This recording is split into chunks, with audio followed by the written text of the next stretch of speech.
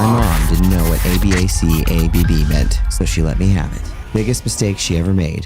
In 1992, Mortal Kombat dropped into arcades and changed everything. It got the United States Senate to hold hearings, it created the ESRB, it sold faster than any console game in history, and it gave a generation of kids a 6-button code that turned their Sega Genesis into a crime scene.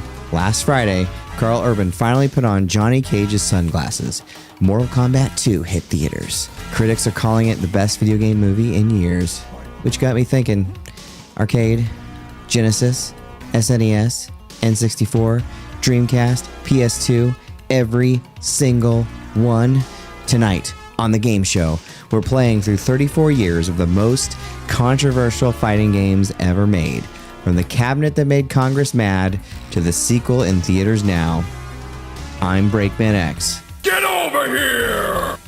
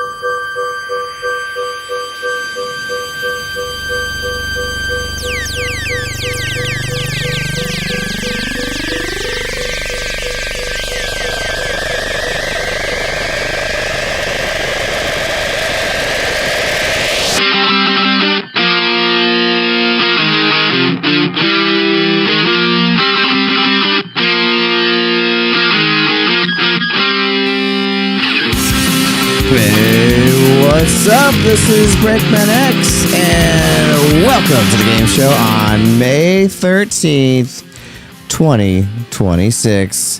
Whoa, there's so many people. How's it going, Jack? Yeah, it's going great. Been a little while. Happy to be back, though. Yes, for sure. I'm so stoked that everyone's here. And Jess, how are you doing this evening? I'm doing pretty good. Tired, but really good. Nice. And Logan, how are you doing this evening? Doing good as well, also tired, but I've been playing a lot of Forza Horizon 4 lately, which has been fun because I've been wanting 6 and don't have the budget for it, and it's been fun getting back into Forza. Nice. And Daria making her long-awaited return. How are you doing this evening? I'm really happy to be back and hanging out with you guys again. And I have gotten to play a little bit of Alan Wake 2, so finally. Finally. I still am nowhere near to finishing it, but it's incredible so far, and I love it. What chapter are you on? I just left Watery. Or I'm in Watery right now, so I can't remember what chapter I'm on exactly, but okay. There you go. Well, welcome to the game show. We've been doing this since 2002, one of the first video game podcasts ever made. We ran for over a decade, took a long break, and came back in 2025 because we couldn't stay away. I'm BreakmanX, and every week I'm joined by a mix of original crew and new blood to talk about the games we're playing, the news shaping the industry, and whatever else we can't shut up about. If you're into gaming, pull up a chair. You're in the right place. And with that, Jack, why don't you hit us up with the news of the week? Man, a lot of news this week. I cannot believe. I know I missed last week and the Star Fox news, but let's just jump into it. So I think the big story out there right now, big in my world, Katsuhiro Harada, former head of the Tekken studio and basically all the fighting games at Namco, he has announced that he joined SNK and is the new head of VS Studio, so Versus Studio. I assume he's going to be working on fighting games for them. Still not totally cool with SNK, but if he helps them make a game that's better than City of the Wolves, then let's see how it goes. That's pretty interesting. That's pretty spicy. Yeah. It'd have been spicier a few years ago when they were like more competitive, but I mean, SNK hasn't made. I'm gonna get killed for saying this probably, but a great game in a tick. But you know, back in the day, there was lots of really awesome games.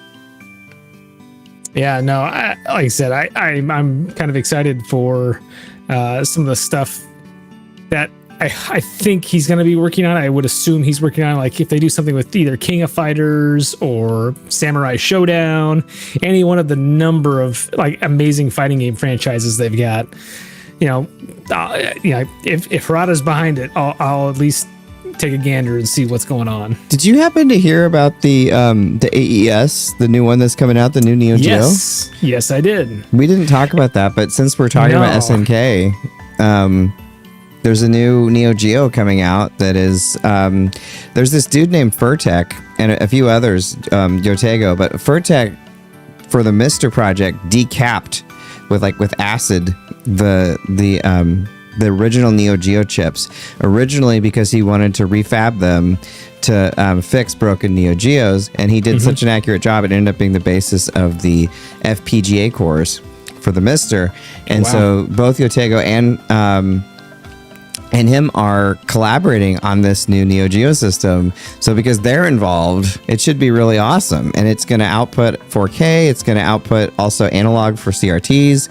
And it'll play all original cartridges, and they're going to be re-releasing new ones. And it's great because those games are so flippin' expensive, like thousands of dollars. So having them being reissued will be a savior to anyone that wants them. I mean, as long as I don't have to pay, $2,000 for a copy of Mark of the Wolves, I think I'm all for it. Right. Right. I just think it's cool that they're making it like exactly like it looks like the original. You can get the original controllers. I mean, honestly, the original controllers are kind of what I'm excited for. And Max writes in Mortal Kombat. And then Fenris writes in, "Now you're accurate. SNK's modern outings are mid at best." And we talked about this, Fenris. So unfortunately, that AES is funded with blood money. If you look into who owns SNK, it's not pleasant. What a shame, because good people are involved in its creation. That's probably why I won't be getting one. The controllers are tempting, though. Yeah, for sure. But hey, I said it's a cool little thing. But again, Fenris isn't wrong there.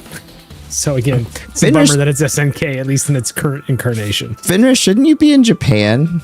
Or is that like a little bit later? I know he's leaving for Japan very shortly. But anyway, Jack, get back to our news. All right, so next thing is actually kind of a pretty positive story. So Christian Svensson of Sony, he's in charge of all their third-party studios and third-party like game management, if you will. He was on a podcast talking about like the business of video games, and one of the interesting tidbits that he dropped was that he said the next few years of games are going to be incredible. Now, he's not necessarily talking about Sony first-party titles, he's just talking about games in general, so that includes third-party games. I gotta tell you, if that's true, I'm kind of excited. Like, some of the games I've been playing here lately are new indie games, but like he was talking about like not just indie games, like big AAA, even A, or those triple B games that people like. Like, there's going to be some really cool stuff coming out over the next couple of years across all platforms, and I think that should give people a lot of hope. You put that on the flip side of a lot of the things going on right now, with the PlayStation 5 increasing its price. The Switch is going to be the Switch 2 is going to be increasing its price. Just, amidst all the other kind of bummer things that are going on, it's good to hear that there are some really great games in the pipeline that'll be coming down soon. That's true. It does seem like there's some good content coming out, even if the world's falling apart and everything's getting super expensive. I don't know if you filled up your car with gas lately, but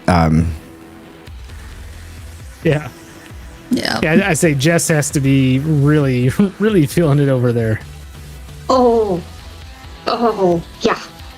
It's so bad. I literally was talking to my dad the other day. He's like, I can't believe it's over 4. And I'm like, don't even start. Because in California, we're over 6. Yeah. It was like over $80 to fill up my car the other day. Oh, So and you don't have I like just don't a go huge anywhere. truck or anything, right? No, I have a small car. Yeah. Yeah. Yeah, it's insane. Gotta love it. Gotta love it. Yes. So much winning. So much winning. Could feel the winning. And if you want to write in as we go through the show, you can just comment there below the YouTube. We'll read it on air. Otherwise, I do read them and respond all throughout the week. And if you like what you're seeing, give us a like and subscribe. We'd really appreciate it. I will smile more. And with that, Jack, back to the news. All right. So again, I just kind of touched on this. Nintendo had an earnings call here recently last week, and unfortunately on that earnings call, they did announce that the Switch 2 price is going to be increasing to $499, mainly due to unclear global financial markets, which is just kind of code for the U.S. can't figure out what its monetary policy is to save its life. So, congrats, everybody. Yay! Things are more expensive for the first time ever. A console's going up in price after it's released. All of them. Yay! Yeah. Again, like, I'm not going to be Debbie Downer here, but it does really make you wonder what the long-term viability of consoles is. Like, Sony's talking about postponing things. They're now kind of backing off, saying what their new console looks like. Microsoft is still kind of talking about Project Helix, but in a weird way, not so much a, hey, yeah, no, this is definitely coming later this year kind of way. So Very non-committal. yeah, well, and obviously Steam has, basically all but said, hey, we're not releasing the Steam machine until RAM prices get figured out. So, it's a great time, but things at some point, hopefully cooler heads will prevail, and maybe it'll be a few years, but Yeah. at some point things will be cyclical. Things will get back to normal, or Yeah. some form of normalcy. No, I mean, and it could change quickly, potentially. Yeah. I have hope. I'm always an optimist. So, I mean, we've got to be somewhere near the lower part of the parabola, right? For it. You would think. It's like what the quote from the Simpsons movie. Yeah, this is the worst day of my life. The worst day of your life so far. Mm-hmm. Anyway. And just kind of keeping with the bummer theme, Sega. Sadness. Yeah, Sega has canceled the Super game that they previously announced. This was supposed to be a kind of like free-to-play live service game. They never really announced exactly what this thing was, but I have to imagine it's some sort of shooter or something. So that's kind of a bummer. Again, nothing really ever leaked about this thing. Nothing ever really was shown for this game. So I don't really have a whole bunch to go on, but it's still a bummer that something didn't end up seeing the light of day. However, the positive news coming out of this is that Sega did recommit to all the classic remakes that they announced previously. So like Jet Set Radio, Streets of Rage, Crazy Taxi. It sounds like we're still going to get all of those. And There's a Golden Axe too, isn't there? Golden Axe also, yep. So it sounds like we're still getting all of those. So I can sleep easy. Obviously, Yes. you never want to see a game canceled, but happy that those classics are still getting a good treatment. Now, I will be very interested to see like Crazy Taxi. I can see kind of where they're going. Jet Set Radio, I think you can do a lot to improve upon the gameplay of the original ones, because obviously, in my opinion, the first two are amazing stylistic games. Like the soundtrack's incredible, the art style is incredible. Actually playing the game, yeah, but so they've got some stuff they can do there. However, I will say my main point was, if they do, like, are they just going to do the Streets of Rage 4 thing again with Streets of Rage, or are they going to do something like bigger and more ambitious? And if they do something really cool there, I think it could be really, really. They could advance the beat 'em up genre either in 3D or 2D even further. I hope 2D. I liked I liked Streets of Rage 4, but I would like to see something kind of new going with it. But few write-ins here really quick. So Fenris is actually on the plane to Japan now. He's got 7 hours to go. Yeah, so it's pretty cool. So some good Wi-Fi. Hello up there. So flying to, I'm going to talk about our Fenris update here in a minute. But yeah, so Fenris is paying $6.30 a gallon in his car, and he's not too far there from Jess. He also broke his caffeine rule to get an energy shot, which you'll know why he needs it here when we talk about something here in a second. J-Rod says, good evening. And the PS5 Pro definitely extended the life. That's a big difference in games between the regular and Pro. Sega Heart. Fenris is not a fan of the PS5's life cycle, will be the most disappointing by far. Barely any games exclusive to it. The hardware was always out of reach to consumers. Conversation going in with that. So J-Rod says it's supposed to be 3D Streets of Rage 4. I'm not too excited about that, but you never know. I don't know. I just love the 2D. And Yuzo Koshiro needs to do the music. All of it. Not just like a half song like last time. 100%. But I'll be honest, like they have the same team or just, one of their other teams working on it. Like, I mean, Sega really hasn't had a bummer game for a little while. Like, it's even true. The Yakuza spin-offs have been great. Yeah, and they're firing on all cylinders. The Sonic Racing Transformed game was really good too. So nice. We'll see. Awesome. Right. So finally on my news front, I think my favorite thing is, so news came out that Nintendo sent Cody Rhodes, the WWE superstar, a cease and desist after they found he was wearing a Triforce on his boots during a match. As they should. And so just, again, just never sleep on Nintendo finding something or somebody pointing something out to Nintendo and then them sending you a cease and desist for it. I personally think Cody needs to take a cue from Kenny Omega and just stick to some of the Final Fantasy ripoffs that he does. And to be fair, like the Street Fighter 6 stuff he did was pretty awesome. Yeah, I don't know. I love Nintendo, but I'm not a fan of how they do this sort of stuff. They're incredibly litigious and very litigious. Like that's what's going to save us for them at all. That's what's going to save us from the financial issues that the US is having, because as it affects the Switch 2 more and more, they're going to literally send like Ganon over here or something. They're just going to pivot to Lego.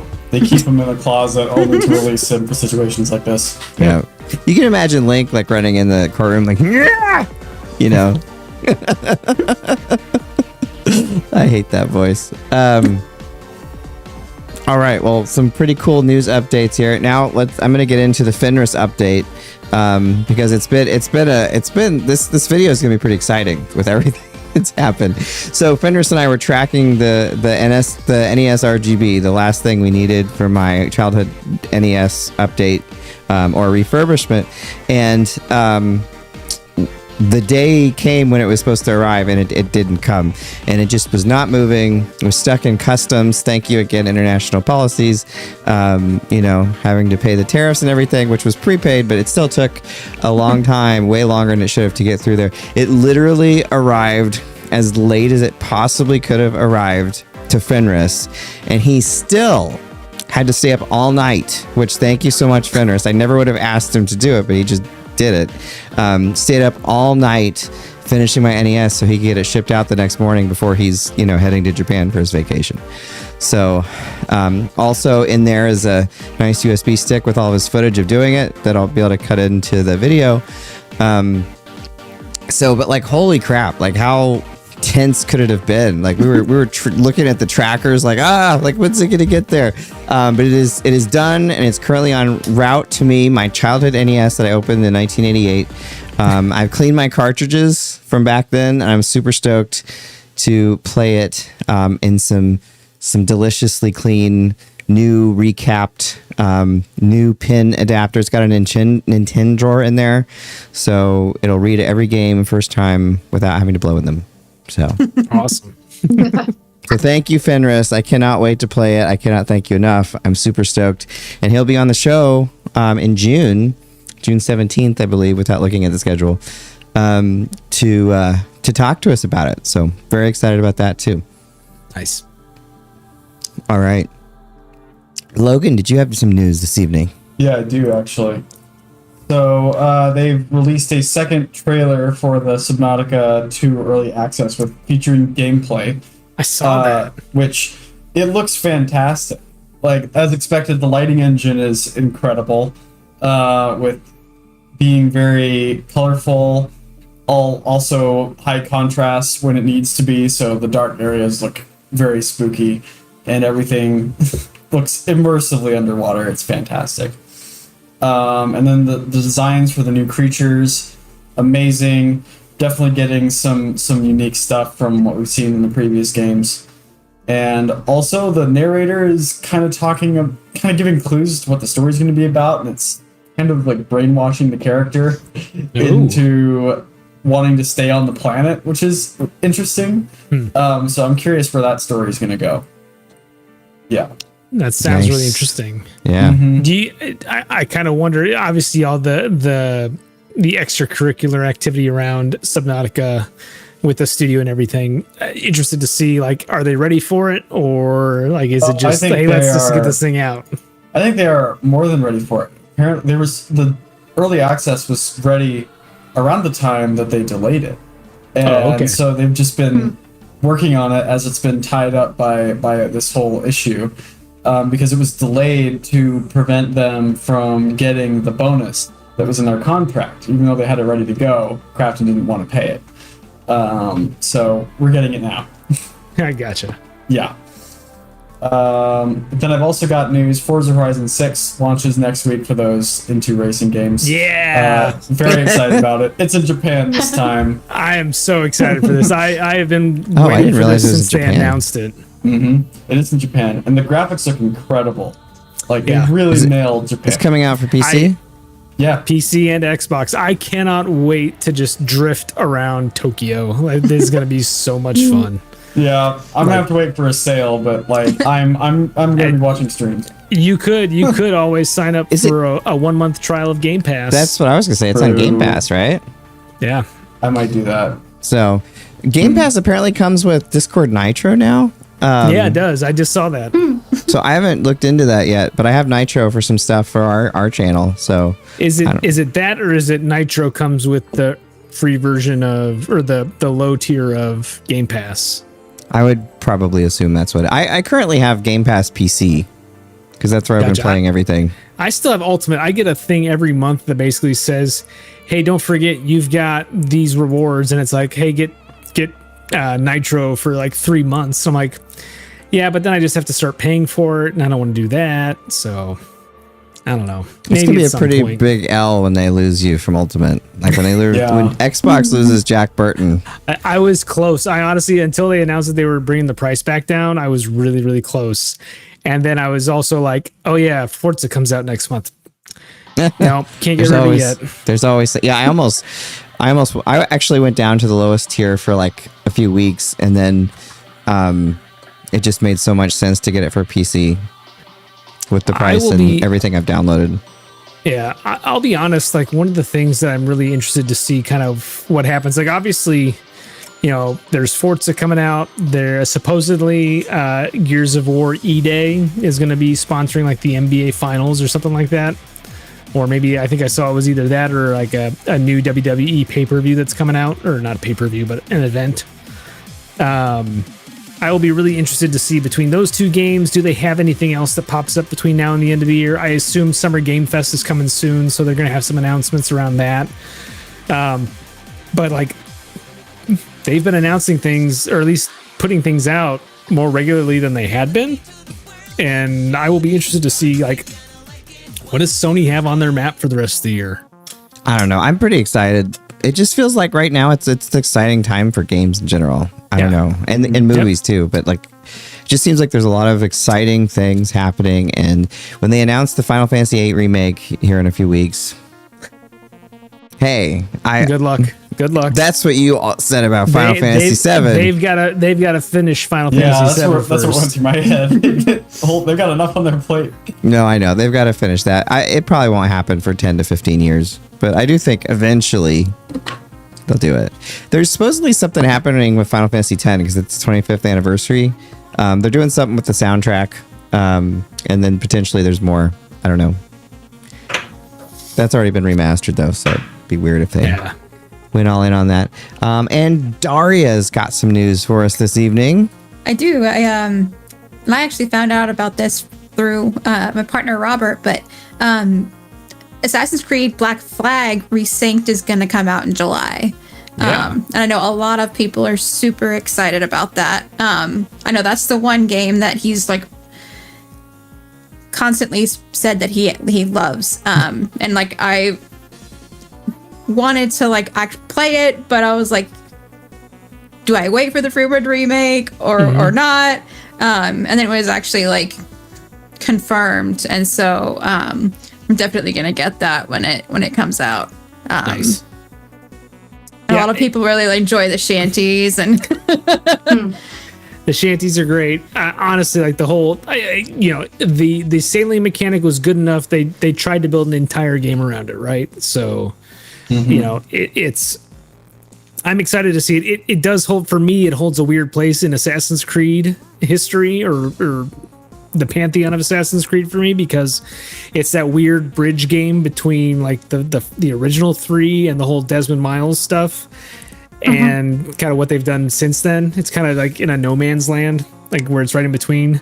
The first person stuff was kind of cool, but like it doesn't ultimately really go anywhere. And so I don't know, like I will be excited to play it again, because the new versions of Assassin's Creed really wore on me pretty quick, especially after I nearly 100%ed Valhalla. that's what I want to play next too, after Alan Wake. Valhalla is really good, really great. It's really good. It looks really good too. Long game. I know, that's why I haven't like dove into it yet, because I know I'm gonna want to follow all the way through, and like I have already played Odyssey, and I really enjoyed that one. Yeah, if you liked Odyssey, you will really enjoy Valhalla, but it's a slog.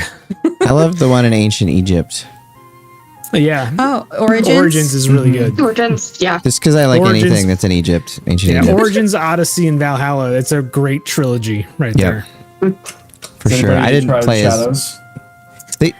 Not yet, but I've wanted to try it out, but I've also heard about the other one that they're working on called Hex. I'm really interested to see and hear more about that one. Yeah, Hex, the concept sounds super cool. Yeah, Hex sounds really cool. I have not played Shadows, but I've heard some really good things about it, especially if you like the trilogy that I just mentioned. It plays like two different games, because you have the stealthy assassin character, and then you also have the brute that gets to go through and just pummel people. Yeah, Uh-huh. Robert wants me to play Valhalla before I play Black Flag, because timeline wise it happens before that. So Really? I love those games, but they take me forever. You're right. Like chronologically, okay. Sorry.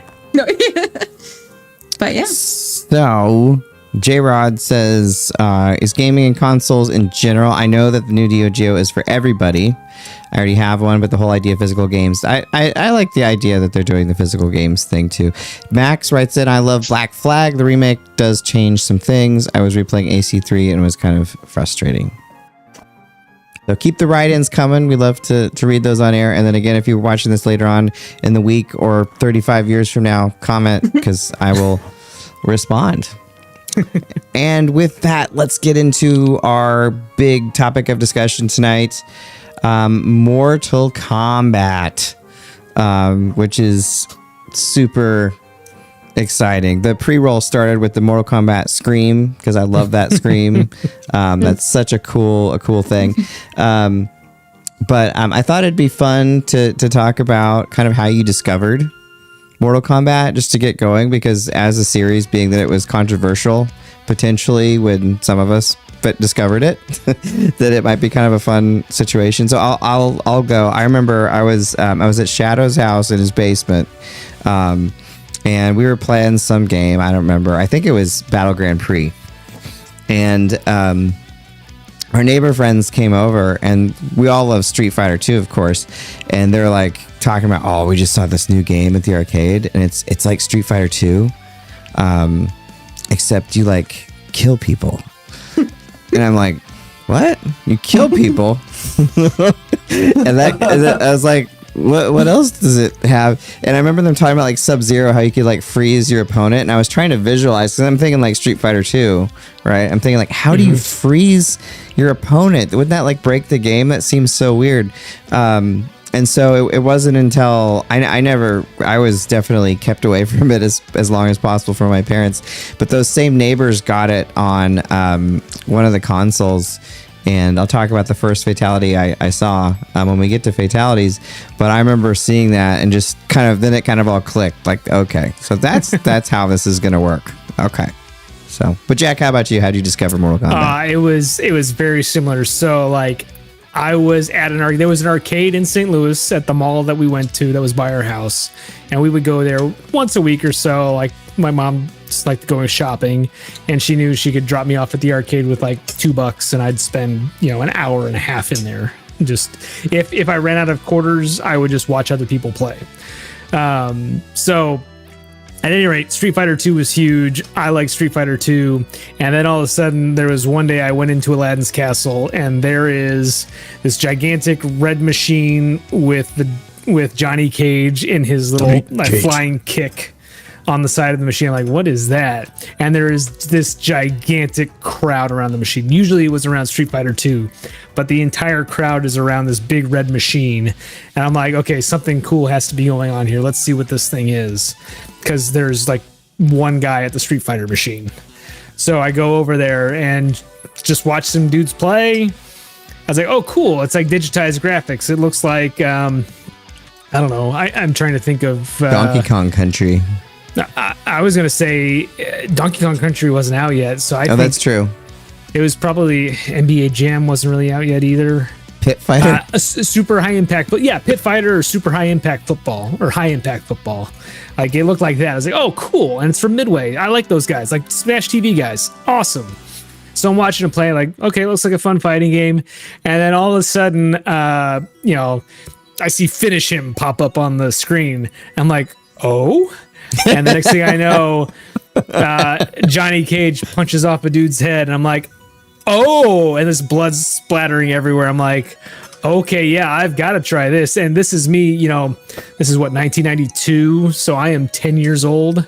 And I'm like, this is incredible.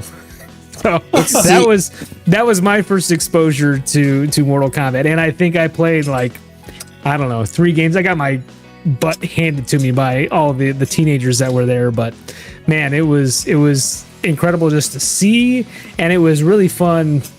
I think that one of the biggest things, and we could talk about this later, but one of the biggest things I think that really kept the audience around Mortal Kombat, and still does to this day, is all the little Easter eggs or like the codes and everything. Like, these guys were like, I was like, how did you do that? And like the guys was, oh, you got to do these combinations. And so after every time somebody would get the finish him screen, they'd just start pressing all kinds of buttons. Yeah. And every now and then you would have somebody that did something. I was like, oh, what'd you do? And, a few weeks later, stuff. Everybody kind of had it written down on the side of the arcade cabinet. Like the arcade the Aladdin's Castle, manager, whomever, just basically posted a move list right on the side of the arcade cabinet. Yeah, very cool.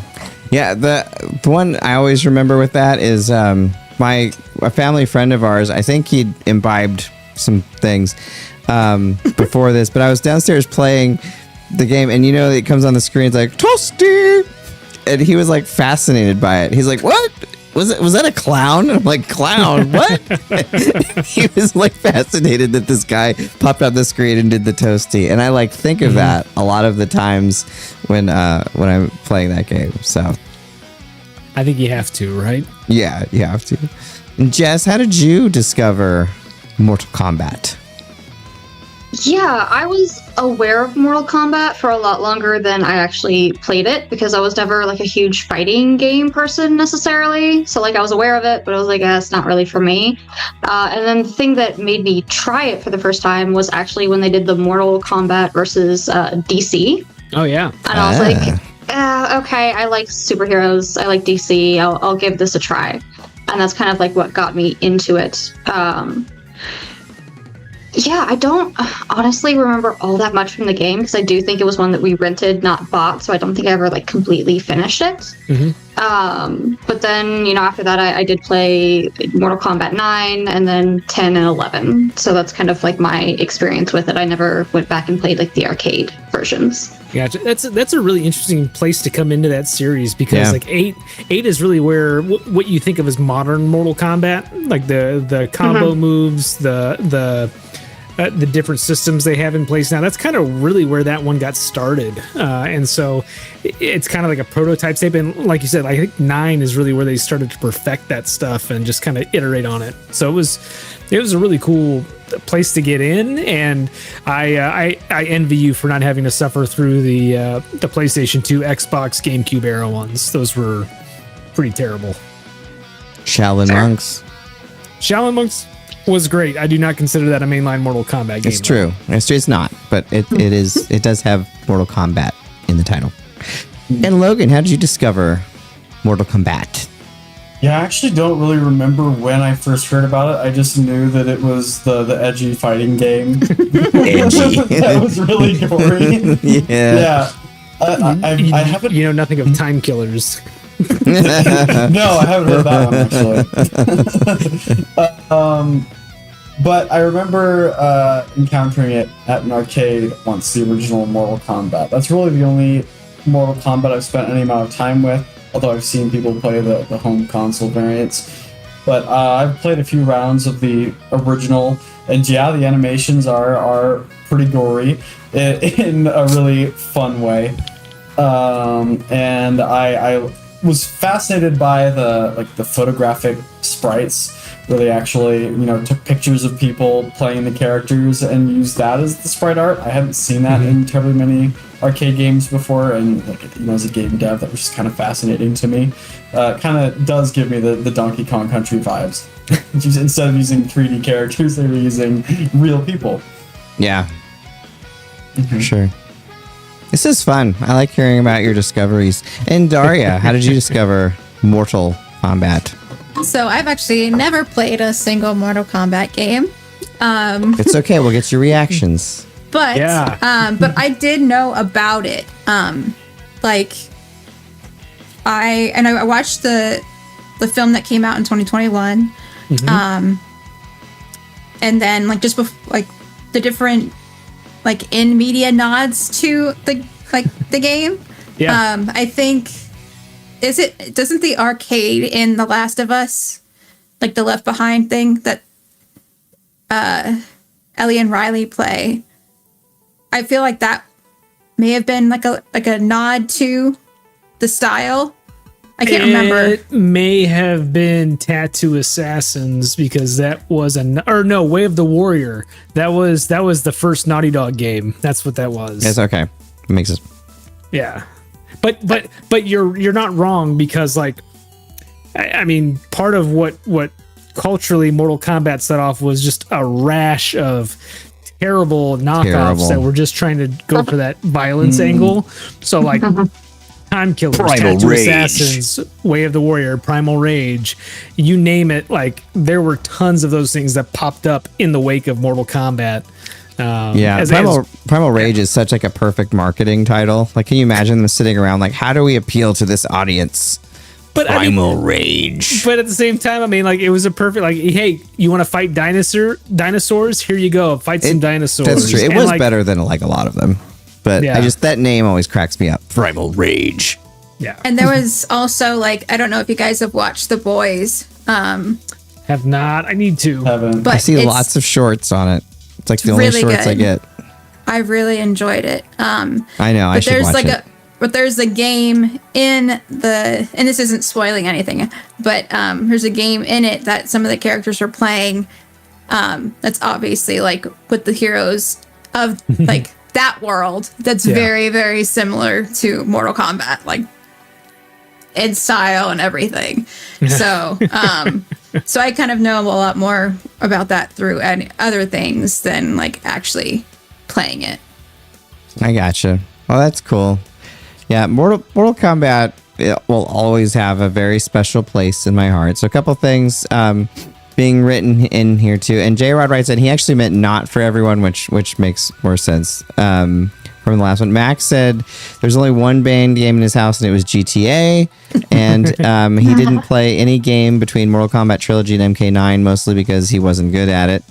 And he didn't want to play games he wasn't good at. And he also says, Daria, good call. Good call, Daria. So, but all right, so let's get into the games we played and we can kind of talk about them. I'm interested to see kind of where we sit with these. So I'll start again with Mortal Kombat 1. Again, I already talked about how I was introduced to it originally, but then how I ended up getting it. It was actually a family member of mine got it for me for my birthday, but my parents like had seen it on TV, like 2020 or something, about how terrible it was for you. And like when you saw it on TV at that point, it did look like so much blood. Like it might as well have been like gallons and gallons of blood spewing out. And but it was hidden under a bed. And it was like, this is your birthday present, but it also has to then go back under the bed when you're not playing it. So that was how I got that. But then I went to my grandma's house and I brought my system with me. And I just thought that which I'll talk about later, but the scorpion pull off the hat thing, where he catches the guy on fire and his skeleton's there and then it crumbles. I just thought that was so cool. And I thought my grandma would think it was cool too. So... I invited her in the room to come. I misjudged that. She did not think it was as cool as I did. But she was also a pretty good sport about it. So, but Jack, what were your thoughts of MK1? Man, again, like MK1 is really where it all starts for me. Like just seeing the arcades. I was not allowed to own Mortal Kombat 1 at home. My mom and dad would not allow it in the house, but they couldn't stop me from playing it when I went to the arcades or when I went over to a friend's house.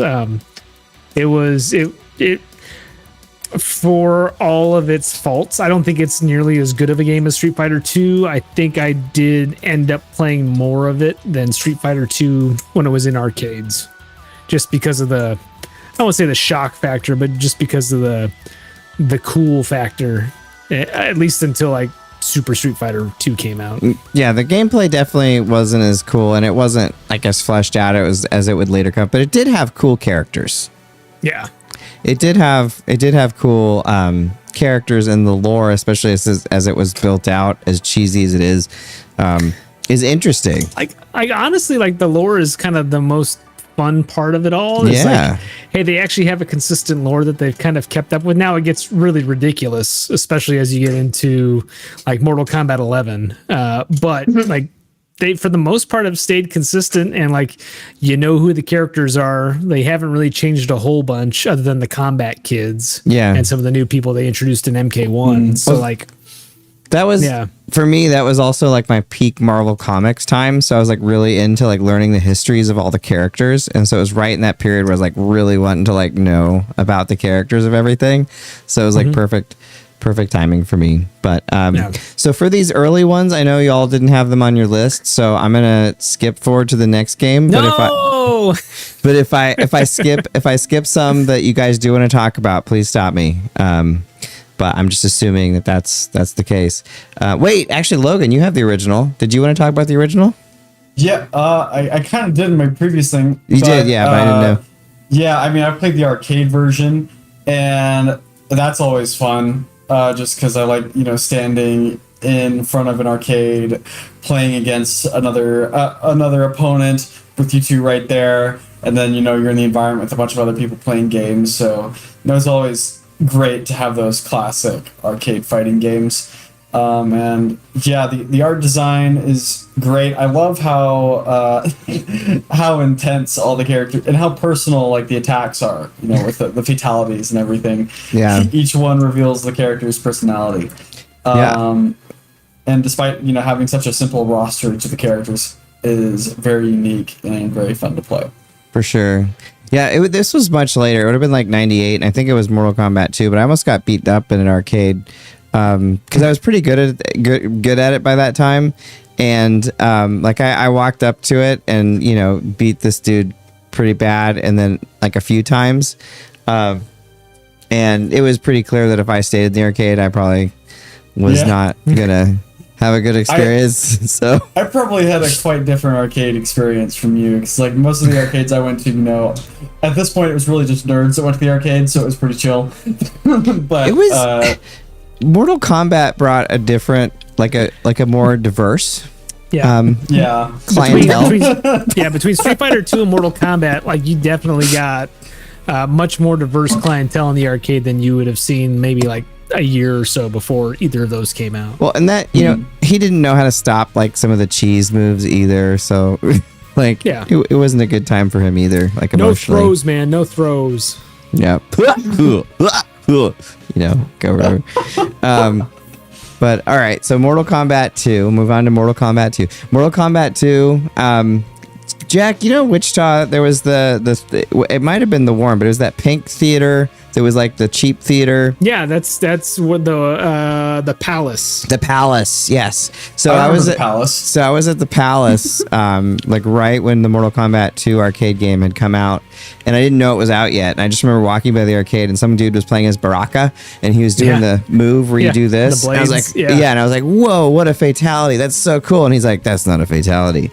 And I was like, oh my god, like the regular move is like that. Holy crap! And so I was super excited for it. And then that one, there was this guy at the Blockbuster named Matt, coincidentally, that would always watch new game releases for me, and it was pretty cool. And so he knew I wanted to play Mortal Kombat, and my mom just was like not having it, of course. And I don't know what ended up happening, because it went from like a super hard no chance as Mortal Kombat 1 was, to all of a sudden it was like in my house. And I have a feeling that he had something to do with it, convinced, and I got like this like bandana, because it was like the first day you could rent it. They had these Mortal Kombat 2 bandanas that's long since vanished. But man, I played that game. I like pumped up the volume on my, super old TV, and was just like jamming to that. And I had one, it was EGM or Game Pro or something that had all the moves in it. So yeah, Mortal Kombat 2, I think is, of the old school ones, is probably, it might still be my favorite overall, to be honest. I really like Mortal Kombat 2. Probably some nostalgic goggles there, because I think the newer games are better. But in terms of like favorites, that's probably my favorite. Gotcha. All right, Jack, what's your experience with MK2? Oh, so MK2, honestly, I have a lot more experience with MK2 than I do with MK1. And I think that's saying something, because I played a lot of MK1. But MK2, I think, for my money, if you're talking like the original, like, let's say 7-8 games, MK2 is the high watermark when it comes to gameplay. Like, that is the best playing, most balanced Mortal Kombat game of all those early ones. Between the roster, the additional fatalities, the babalities, the friendships, all the extra little fun stuff they put in, Mortal Kombat 2 is kind of what I think of as the sweet spot. Like 1 was a really good proof of concept, and 2 is like, here's what we really wanted to do the first time out. It's if I want to go play a classic MK game, MK2 is the one I go to. That's the one that I think I would spend the most time. And in fact, I think I have with the Combat Collection, the Legacy Collection that came out recently. I still need to get that. The Super it's Nintendo. So good. So good. The Super Nintendo. You have it on PC, right? Yeah, I got it on PC. Okay, I recommend it on anything, but like honestly, just for the documentary footage alone, it's really that's cool. What I'm excited to see. But MK2 on the Super Nintendo, the AI was so mean and so frustrating. The arcade too, like. Yeah. Was the arcade really bad too, or not bad, but difficult? You had the dip switches, so like you could put it. It was one of those games from Midway that you could pump it up to a 7. It could go anywhere from a 1 to a 7. So if a lot of arcade operators would pump it all the way up to a 6 or a 7, and so like you would get one round, and then it would just be merciless to you. And so like the only way you would want to play it is against somebody else. I think the SNES was bad, even if you had it on easy, if I remember right. But man, Probable. Yeah. that's some good memories there. You'll see it on my NES video, but when I was really little and I'd get super angry at a game, I'd bite the controller. I take my rage out by biting it like really hard if I was really mad. And so there's like teeth marks in my controllers. But by the time the Super Nintendo came out, I didn't do it as much, but there's definitely a tooth mark in there from Mortal Kombat 2. Like Yikes. for sure. So Yeah. they're there. They're still there. All right. So should we move on to Mortal Kombat 3? I don't think Sure. anyone else. Okay. So Mortal Kombat 3, we will get through these. We're going pretty fast. Mortal Kombat 3. That one, I think we were seeing Toy Story in the theater, and the arcade across from the theater had Mortal Kombat 3, and I remember playing. And the thing I remember seeing was like you could blast the people like through the ceiling, and then they'd be in a completely different area, and that was pretty cool. But I got it at launch with the PlayStation. That was like the game I got with the PS1, and that they'd really worked hard to have like the best version of Mortal Kombat 3 on the PlayStation, because it was such a a big series, and man, did I play a lot of that with my friends. That was like, I might have put the most hours into Mortal Kombat 3, not necessarily because it's my favorite, but just the time period in which it came out, and like literally, and I was the only one with the PlayStation for a while, so all my friends would want to come over and play Mortal Kombat 3 and try to figure out the fatalities, and there's all sorts of rumors of things you could do that you couldn't do, and so we try to do those things. They had the combat codes. Yeah, the combat codes, which were like, you could almost sometimes randomly get stuff too. Yeah. But I mean, I remember that being just a huge part of the marketing for that game, was just like, hey, here's all these codes. Oh, by the way, this one also unlocks a new character too. So, and I just love the announcer through all these games. Ermac.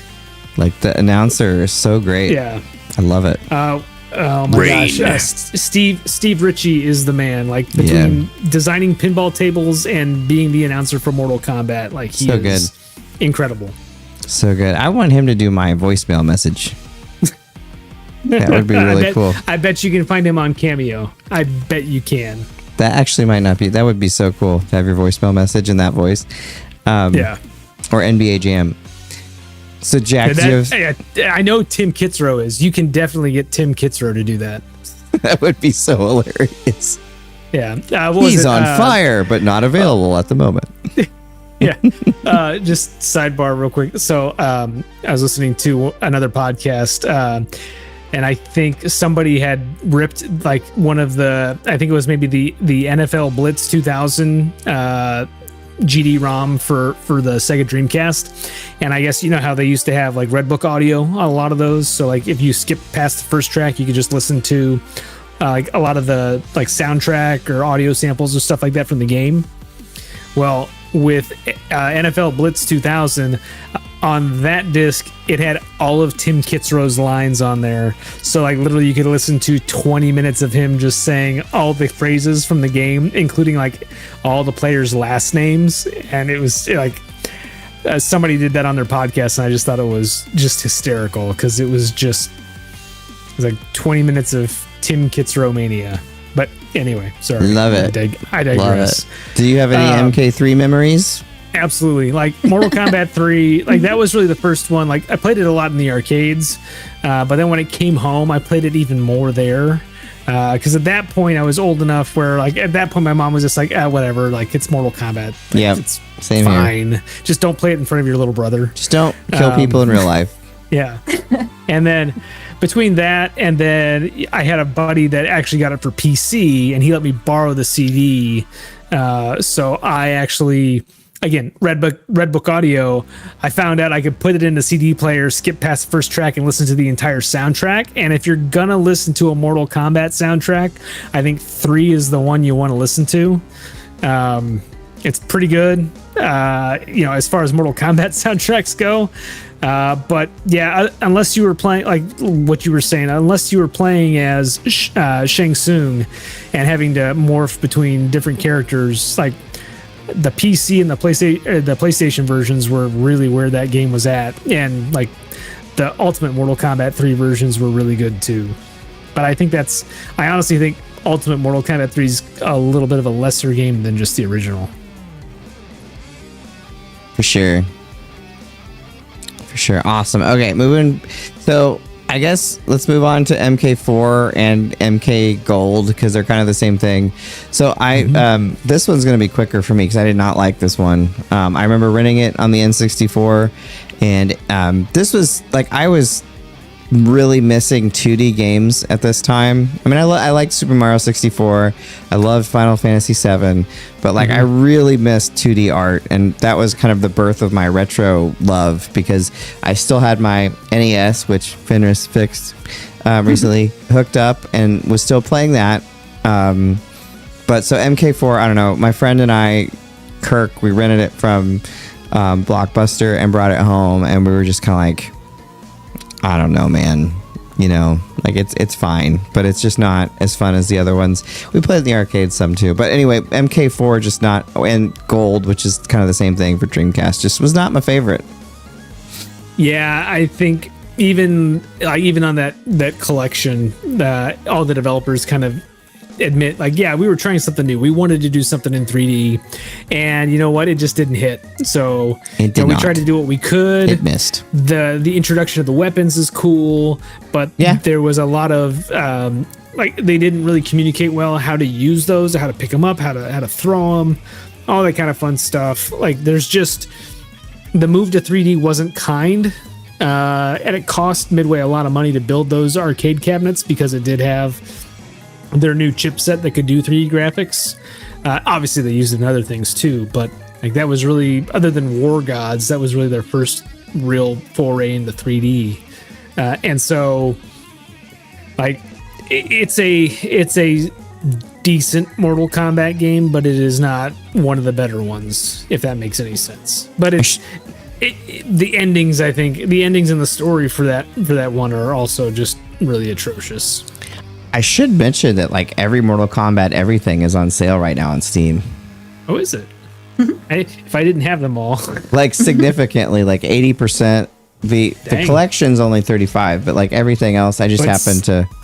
I was to say, still the collection. If the collection's that much off, I mean, I would go get it. I'm gonna get it after the show. Yeah, that's good. $18 off. I mean, that's worth it. That's a fair price for that game. Yeah, and to see Ed Boon do his Boon, and Tobias. You get John Tobias in there too. I mean, you get the whole crew. It is Noob pretty Saibot. awesome. I've always loved that that's their names backwards. So a mention of Trilogy. Honestly, I loved Trilogy. I had it on the N64, and I know that it had less content, but it like had no loading times and was just super fluid to play. My friends and I played that so much. I got really good with Noob Saibot, like irritatingly so, and that was a really fun one. It was cool how it included so much from the series. I don't know if there's a mod somewhere for the PlayStation 1 that has all the additional content that doesn't have the ridiculous load times. But that was a super fun game. I mean, Trilogy of that era probably is the one, except for 2, that I would go back to play. Yeah, Trilogy was good, but it definitely felt like a ROM hack of some sort because they just kind of shoehorned in. I can see that. Yeah. Some of the MK2 characters and like the boss characters in. So it always kind of felt like a ROM hack to me. You're right. The N64 version is the best version of that. But like, it's, I don't know, it's just missing something. Some goodness. Yeah. But it was fun. I still have my cart. All right, so I'm going to talk about a side series game. You don't have to, but and we're almost into the games that everyone could talk about, which is awesome. I feel bad for you guys because we're old. We should just have a sidebar here for all of the side story games. So I just want to mention Sub-Zero Mythologies. Mortal Kombat Mythologies Sub-Zero, because I think they're going to do multiple ones of them, and they were trying to flesh out more of the story elements of Mortal Kombat. It's not like the most amazing game ever, but when it hit, I was so into like the story of Mortal Kombat and just wanted more, that the fact that they made a story-focused game, even though it wasn't like, you know, an amazing game, I still like really enjoyed it. And the FMVs, So I liked it. Yeah, I mean, it's really interesting now having played the Legacy Collection, watching a lot of the behind the scenes for it and just the story around it's getting made. But like, it was basically just a big hype machine for MK4. Like, they're like, hey, by the way, we're going to introduce some new characters in this game. You'll get Quan Chi and you get Shinnok in this thing, and have fun. Just have fun beating your head against the wall with this game. Lots of ghost white powder on the face. Yeah, it's a really cool concept. The exact gameplay is not. It doesn't hold up very well. No, but like, you can see exactly what they're going for. It just didn't translate into something that was. It's not horrific. Fun. I tried it like in the last couple of years. It's not like horrific. It's not great, but it's not. If you really like Mortal Kombat, you should probably give it a go. I will say, if you pick up the Legacy Collection, you can play it in there, and it also you can that put one's it on there? like with it's in there. All both Mythologies games are in there. So both MK Mythologies Sub-Zero and MK Mythologies Special Forces, which I would not recommend even playing that, even in that collection. It is not a good game. It's no and that Shaolin one's monks. that's Jax and Sonya. Like, and again, to your point, like, it was a really cool concept. Hey, these are really cool characters. Everybody likes these characters, likes the story of Mortal Kombat. Let's flesh this out a little more. But like, again, other than introducing Quan Chi and Shinnok, it doesn't really do a whole bunch. And oh, by the way, you get to kill Scorpion. Like, so like, you understand why Scorpion is pissed at Sub-Zero. But then the other part is like the Special Forces game with Jax and Sonya. There's just not really a whole bunch there, other than, oh, hey, by the way, they're going to fight Kano. Cool. Yeah. But I would put Mythologies above 4. I can't go with you on that journey, but I can see how you would You get stay there. with your chunky characters. Yeah. Oh yeah, no, it was really bad. Like, they didn't have thumbs. It was just fists. No, it's just big blocks, big blockiness. I will say, before we move on, I will give a shout out real quick. Mortal Kombat Shaolin Monks. Like, that is the best. Is that on the collection? No, it is not, unfortunately. I have the PS2 version still. That is the best mainline Mortal Kombat game, and you cannot tell me otherwise. Like, is that better than 4? Yes, that is better than 4. That's again, like, that PS2 Xbox era. That is the best Mortal Kombat thing to come out of that era. By the only wide good margin. thing. Really? Yeah. I don't know. The kart racer was kind of fun in, what was it? Not Deadly Alliance, Deception. I didn't play that. Yeah, they had a kart racer in Mortal Kombat Deception. That's hilarious and awesome. Okay, so we are now to the games that everyone can talk about.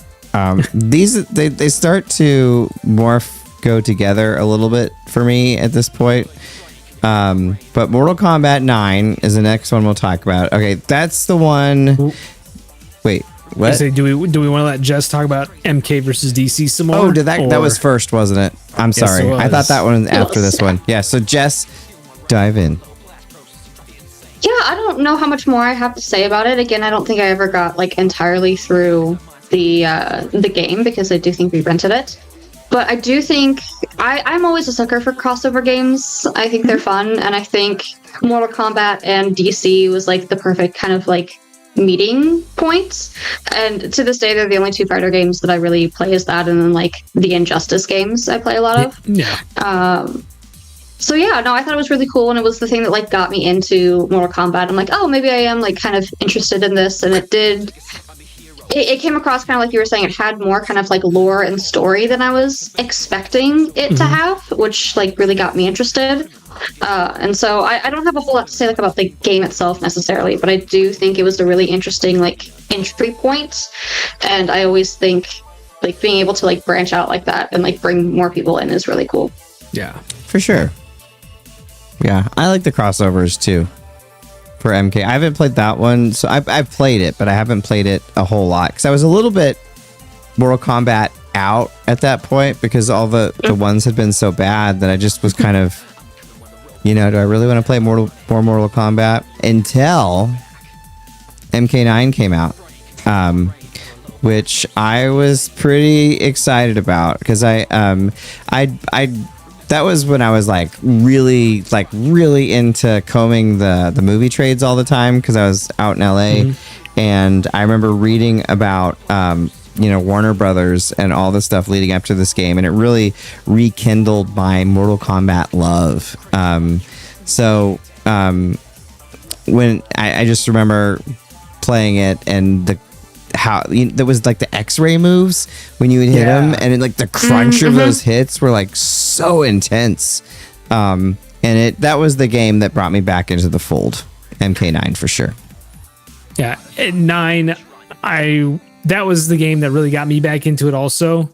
I had heard some of the hype. I was like, oh, they're basically remaking 1 through 3. I was like, okay, I'll check that thing out. Those are my favorite MK games. So yes, let's see what they do. And then seeing the new story tactic they've used with those games ever since 9, where it's hey, you do a few fights as a character, it goes to a little story mode, you get dropped into the next fight, and so on and so forth. I think that's honestly really leaning into their strengths because everybody loves the story of Mortal Kombat, or at least I think that's kind of what everybody loves other than the fatalities is the story. And so building out a real true single player mode where you get to fight as a lot of characters, it's not just hey, take Johnny Cage and fight every other character in a mirror match and then the bosses. It's no, you get to fight everybody in the game, and you get to fight as just about everybody in the game. They all have their little bit of the story you get to play through, and they've done that with the Mortal Kombat games since then. They've done that with the Injustice games too. I mean, the format's a little old at this point, but I think it's effective for what they're doing. I really enjoy it. Yeah, for sure. And what's really exciting is now I think most people can talk about it. So Jess, Mortal Kombat 9. Yeah. I want to say that 9 was the first one that I played with my brother. Which was a lot of fun for the first 5 minutes until he figured out how to play the game, and then you just would never win anything ever again. And it's some of my favorite memories, and I can't remember if this was 9 or it might have been, I might be jumping ahead to 10, but I remember one of them, we were playing and he was trying to teach me some of the more complicated combos, and that was the moment that I realized that at that point, a teenager, I still did not have a solid grasp on my left and right, because he'd be calling out go left, right, and I'm I'm going the wrong directions, and him just getting really frustrating with me, and it was it's still one of my favorite gaming memories of him just getting very irritated with me very quickly, trying to teach me how to play the game, and me just being really bad at it. That's fun. Yeah. Well, hopefully he didn't, make it unfun by just destroying you. At least he was trying to teach you. That's nice. He tried his best. Well, that's better than not trying.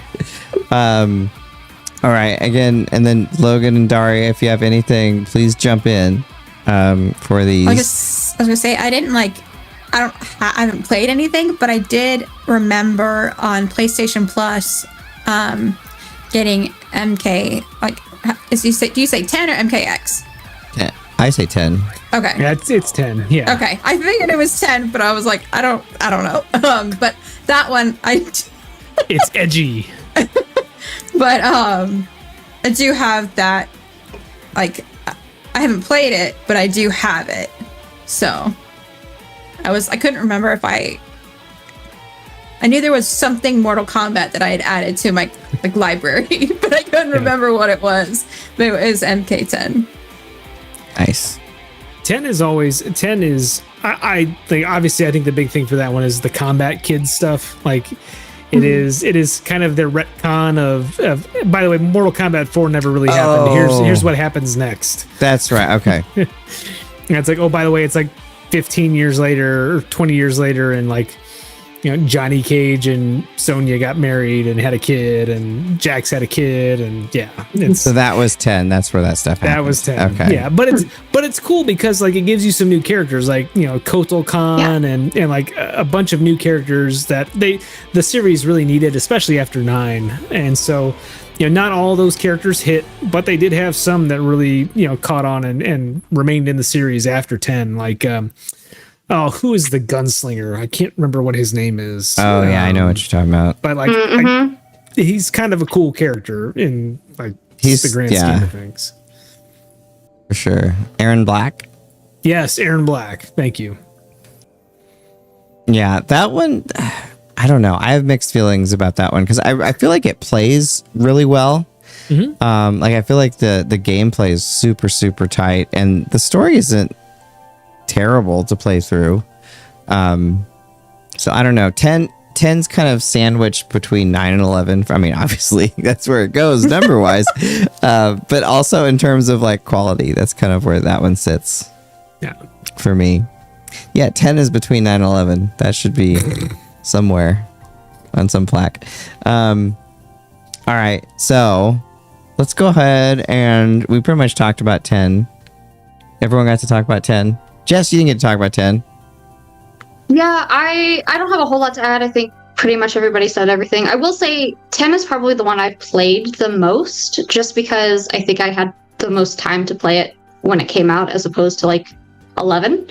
And I enjoy the story, but also like Mortal Kombat is one that I'll just like pick up and play for like 30 minutes and like just do a couple fights and then like put it down and walk away. And so for that, I think I go back to 10 more than anything else. Just because I'm so used to like it specifically, but I don't think I have anything more substantial to add. Yeah, no, I think the gameplay of that one is really tight, and I did like Kotal Khan. He was pretty cool. Yeah. Okay, so let's go on to 11, and then yeah. So Mortal Kombat 11. Again, I have to adjust. For some reason, these like blend together a lot for me. But 11 is the one where they have like time travel, right? Isn't that? Not really. That's yes and no. I thought 11 had time travel. Am I crazy? No, it does have Chronica. She does some stuff. Yeah, okay, you're right. It kind of has time travel. Like because the characters play themselves, like they play themselves from like different time periods. Yes, yeah. So they bring a lot of the characters from like the original tournament into like the quote unquote modern day. So like you've got young Sonya and old Sonya and young Johnny Cage and old Johnny Cage kind of like sparring with each other, and it gets really dumb really quick. It gets really goofy, but it's fun. Yeah. Oh yeah, without a doubt. Like it's cool. I mean, one of the things like I love the old costumes. Like I like that they do riffs on the new costumes, but those classic Mortal Kombat costumes are just super cool. Yeah. Actually, that first Mortal Kombat movie, the Scorpion and Sub-Zero costumes were pretty cool. Yeah. So, but yeah, 11 was cool. I don't know. I just don't think that I thought the gameplay was great. It was fun to play against your past, future, whatever self and all that. But I feel like I'm talking negative of it. I really liked it. I don't think it's quite as good as I don't know. I really like 9 a lot. So that's me. Jack. Yeah, I mean, again, 11 I think is just it is the culmination, I think, of what they were doing with that newer trilogy between 9, 10, and 11, obviously. But like something about 11, like the way it ends, the way you can have there are multiple endings depending on how you do it at the very end. And also I think the coolest part about that game just in its entirety is having Cary Hiroyuki Tagawa,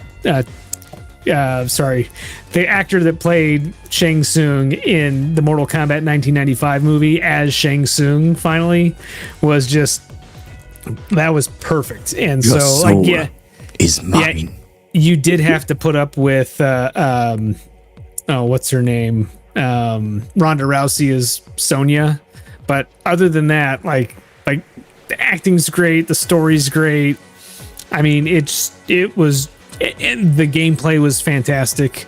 So like, I really enjoyed that one, and just that was the game that really cemented like I had, played 9-10, been a Mortal Kombat fan all the time, and I was just like, man, like I don't know what Ed Boon's doing, but man, like he has figured out the formula here, and it's working. Like it works every time on me. Awesome. Jess? Yeah, I just haven't played 11 as much. Don't really even know why, but this is making me want to go back and like actually sit down with it. It's kind of making me want to play it again too. You should, like, of all those three, 11 is the one you should play. Like it is just super stupid and really fun. We will do that. That sounds like fun. I never played 1. Jack, did you play 1? I did, yes. In fact, I beat 1. I will say 1 is building on all the stuff from 9, 10, and 11, but because of the way that 11 ends, there's a reason they called it Mortal Kombat 1. It kind of resets timelines on stuff, without going into too many specifics. But I will just say the gameplay is great, story is really good, but it gets super dumb at the end, and I don't know. They kind of wrote themselves into a corner. I do not know where the franchise goes from there. Like they either have to do another kind of reboot now, or they need to figure something else out, because the way they end Mortal Kombat 1 just really goes off the rails. And I have not played the DLC for it, so I don't know what that after ending content looks like. Because in Mortal Kombat 11, it's really good. The DLC content is amazing. Holy crap, it's 106 gigs, 107 gigs. Yeah. Yeah, it's huge. I mean, like the textures look a lot amazing. Of gigs. Yeah. Well, we'll see. Like, it's downloading. It is a really great follow-up to 11, but it doesn't quite hit the high mark that 11 is. Cool. All right, let's move on to. Cool. I'm sure I'll play it eventually. All right, moving on to favorite characters. Since we are getting a little bit low on time and we might want to talk about some fatalities, let's just do all of our favorite characters in one go. Is everyone cool with that? That's cool. So Scorpion's my favorite character. He's been my favorite character since the first one. I just have always loved the get over here and the skeleton face and all that, and his ninja costume.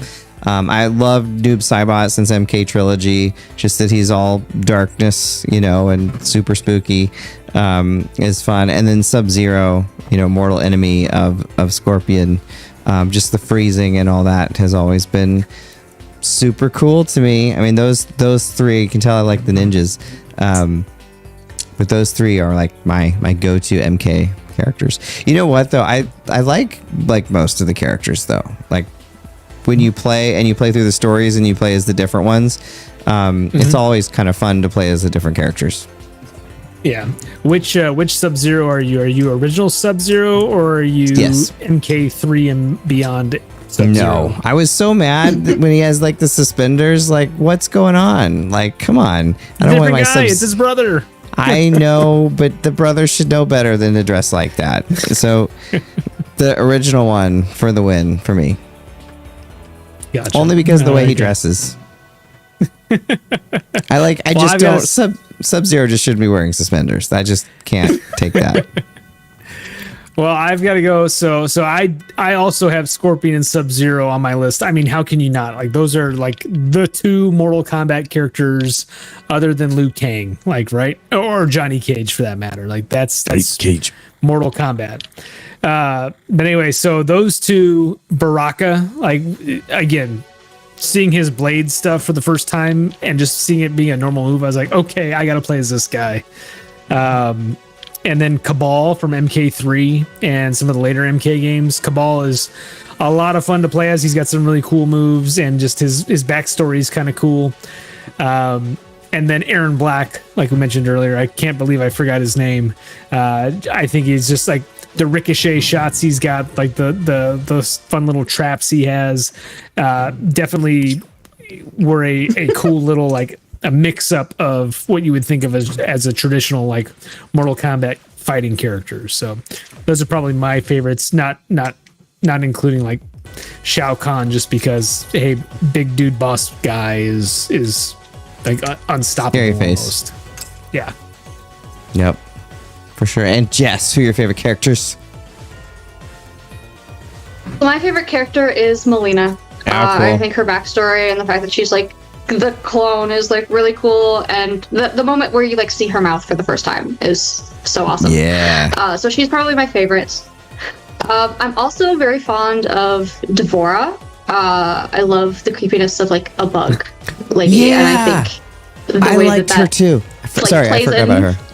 I think she's so cool. She is cool. And the way that it like plays into her fatalities is like so creepy and like takes it to a different level that I really enjoy. Sure. And then of course Katana. Those are probably my top 3. Awesome. Very cool. Logan. Yes. So I really only have one favorite character because I haven't even played the original Mortal Kombat that often, but I was always drawn to Raiden, mostly for the character design. I thought he looked crazy cool with like the blue glowing eyes and the and the hat and everything. So that was always my go-to. Yeah, no, I've always liked Raiden too. I just in the first one, reading about how he was like a god, I was like, why is he not just dominating everything? He's like truly. It just seems so weird that he was like losing to like Kano. You know, because you gotta play fair, even if you're a god. Yeah, there you go. Because he can literally like electrocute them just by like thinking it. But Kano's throwing his little balls at him, and he's like, "Oh, ow, ow." Ow. I'll come back for you later. So I know I haven't like played any, but for the new film, like Karl Urban plays Johnny Cage, so I'm like really interested to see how he like is in that character because he's just great as an actor. So I'm just curious to see him in that. I'm excited to. Hopefully, I get to see it this weekend. Yeah, I need to go see it. I'm hoping to go see it this weekend also. I really hope, and all the trailers make it seem this way, but I really hope his Johnny Cage is more like Johnny Cage of like 9, 10, and 11 than of early Johnny Cage, because early Johnny Cage is he's just kind of there, but smarmy dickhead Johnny Cage is just the best. Smarmy. It's a great descriptor. Awesome. All right, let's move on to fatalities without getting destroyed by YouTube. Do our best. In the opening pre-roll, I tried really hard not to put any blood in it, and I realized when I watched it, there's like a slight bit of blood. I was like, because I was trying really hard not to get any blood in that intro. Red paint. Okay. Don't worry about it. Well, it's too late now. Well, we've only got a few minutes left. Should we just go through all of them in one go again? How do we feel? Do you think? I think so. I think that's probably the best way to do it. Yeah. Let's do it, and then because we can always. Oh, then we have the movies if we get there.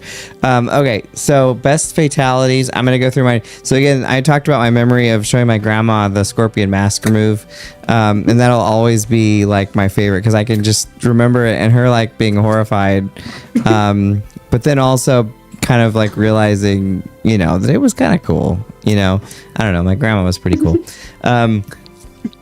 So that one is really cool. Kano ripping the heart out, also from MK1. That one, because in the Super Nintendo one, you couldn't do it, and that's the one I had. And so finally just getting to see really it. Hard. Yeah, you just really hard punch.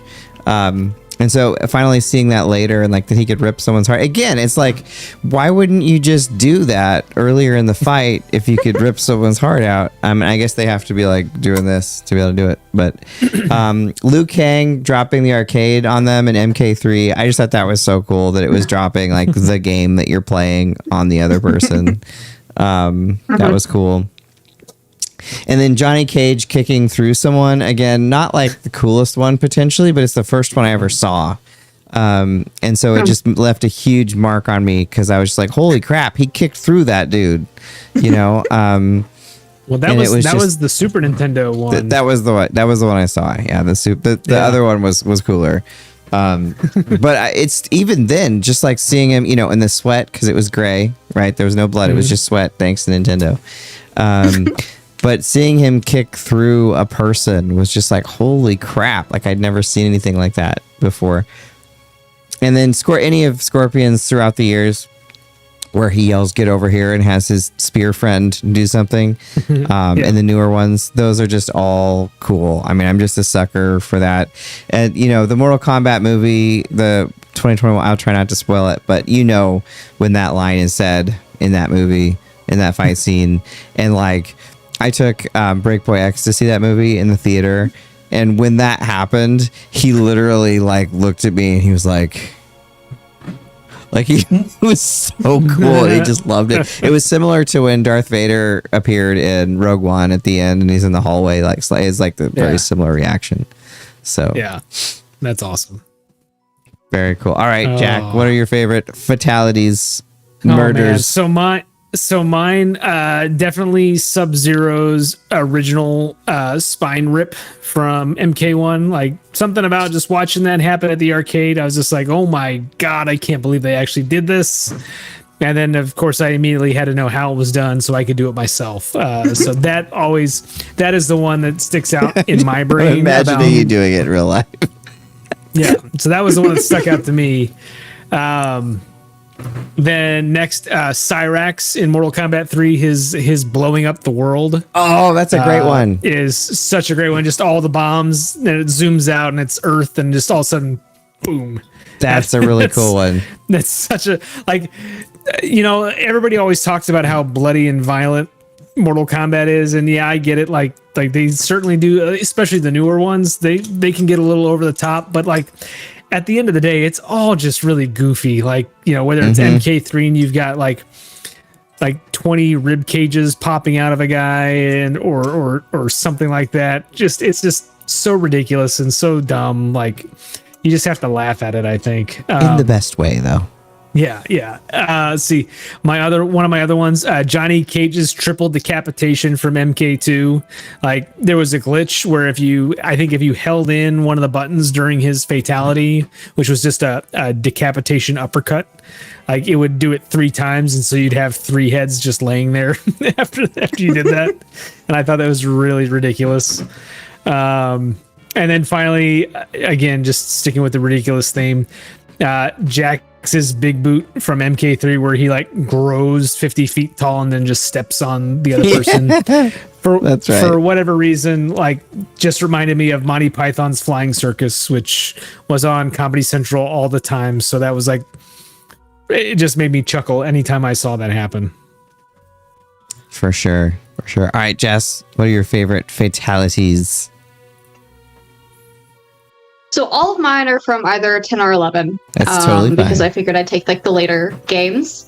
So one of my favorites is Devora, the new species one in 11, where she like sends like her bugs into the corpse and it like turns into a new bug. And I'm like, that is so gnarly and I love it. The next one that I think is more funny than anything is the Cassie Cage like selfie one. Yeah. In Mortal Kombat 10, where she like kills him and it's like way over the top, and then she just like posts it to social media as a selfie, and I'm like, that is, I don't know if that's a step too far or if it's hilarious. But either way, I kind of love it. Yeah. For Melina, there's the crawl away one in 10, where essentially she like rips them in half and like the top half like crawls away from its own torso trying to get away from it. And like that one's probably one of the more brutal ones that sticks out in my mind. And then the Sindel's scream one, where she literally just screams somebody's skin off of their skeleton, is pretty wild. Yeah. Yep. That'd be a nice trick to be able to pull off. Very cool. Good picks. And Logan. Yeah, so a couple of mine have already been mentioned, but I had to look these up because I'm not as familiar with Mortal Kombat. But I love the planet exploding from smoke in Mortal Kombat 3 as well. I mean, you can't miss with that. You just kill everybody. Right? They're very dead. They're very dead. Can't get any deader. Yeah, and then Scorpion in Mortal Kombat 2, I love the pull your own skin off to reveal a skeleton that then breathes fire. That's just rad. Like, it's crazy.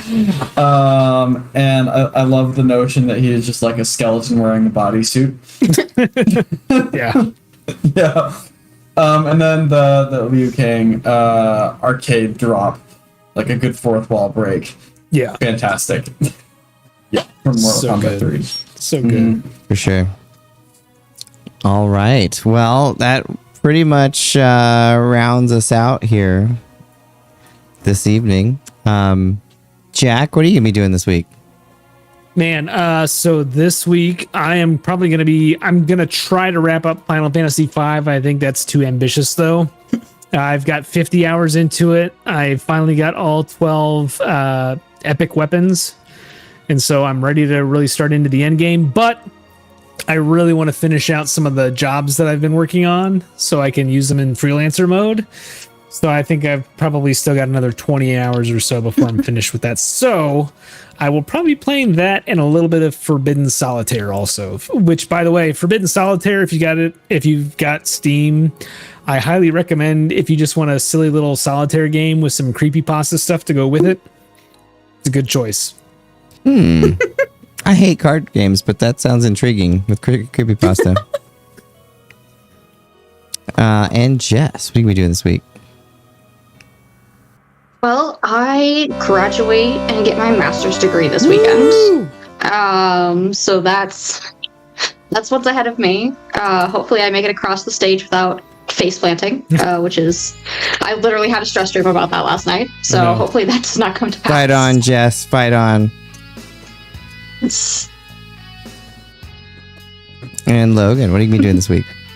Yeah, I'm going to be traveling out to Fort Wallace in western Kansas to crew on set for a feature film, Under the Painted Sky. It's going to be fun.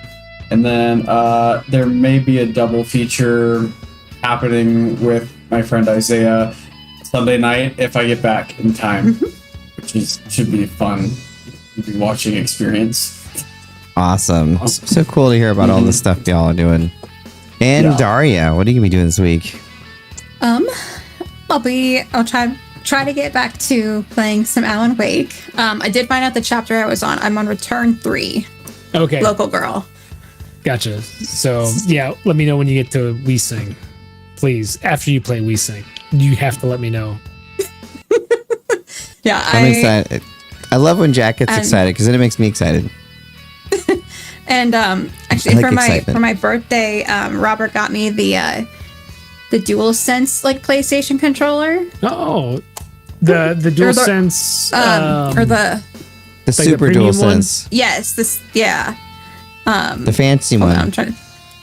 I think it's the Dual Edge or something. Yeah, DualSense Edge. Yep. Yep. So I've been playing with that a lot, and it's very, very nice. It's very fun. So. Awesome. I love controllers. I have way too many. I love them. I know what I'm going to be doing this week. I'm going to be watching Tracking and being very excited for my Nintendo to come, and then be playing the hell out of that and capturing some footage, and then making that video. That's going to be so cool. The collaboration with Fenris. I wonder if he's on his way to Japan, so hopefully that flight goes well and he has a lot of fun over there. I'm jealous, but very happy for the dude. And then we'll be having him on the show. Also, the movie we're making this semester, we're going to be finishing up sound and mixing here in the next couple days too. So.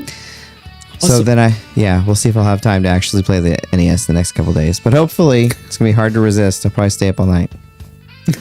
But thank you for listening to the game show, and we will see you same time next week.